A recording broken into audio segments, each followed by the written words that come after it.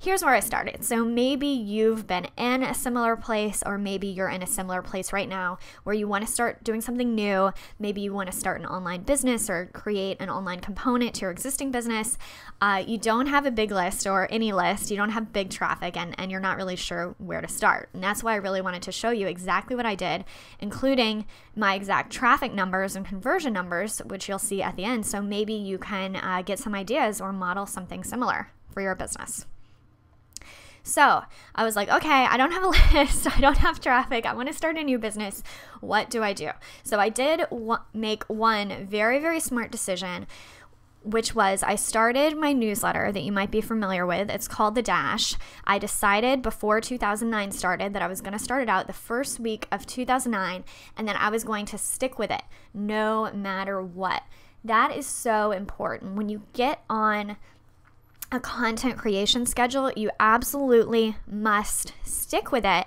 And I think a lot of people, to be honest with you, just give up too soon. They think, I'm going to start a newsletter, I'm going to start a blog or a podcast, and they do it for a few weeks or a few months or even a year.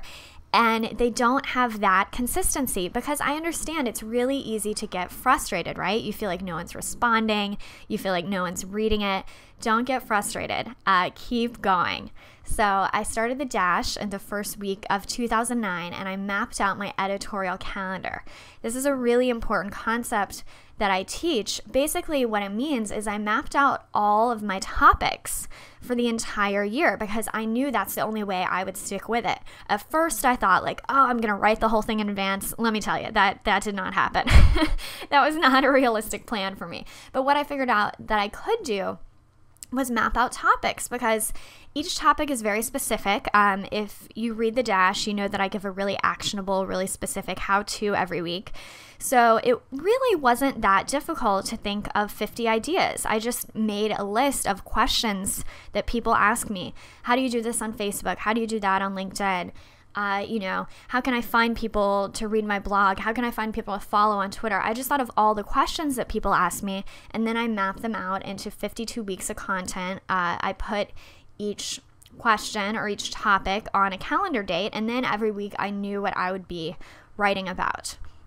Another big change that I made when I started this new business is I decided I would stop going to networking events. I really wanted to market online. I really wanted to find a more leveraged way to market.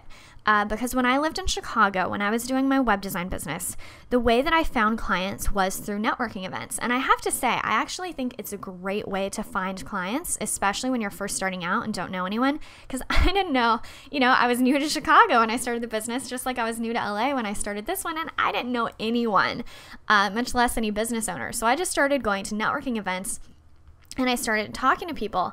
That's actually how I found all my clients. It worked really well. But I didn't want to have to do something where I'd have to schlep all over LA, especially when you live in LA, right? And the networking events are in Orange County. So I didn't want to have to drive for 3 hours to small talk with people and then drive home. It just didn't sound fun to me. I was feeling kind of lazy. I wanted, I love the internet, right? I wanted something that I could do online. So I'm like, I'm going to get a little smarter. I'm going to get a little more strategic. And instead of in-person networking, which I was totally sick of, I'm going to do social networking. I'm going to do online networking instead. So I made a very clear decision about what I was going to do and about what I was not going to do. And that's another little tip for you. There's only so many hours in a day. There's only so much that you can put on your plate. And when you're doing in-person networking events and speaking engagements, and you're on Twitter, and you're on Facebook, and you're blogging in your blog every day, and you're blogging in other people's blogs every day, and you have a newspaper column, and you have a weekly thing on the local news, and you're doing radio advertising. You have all these things that you're doing.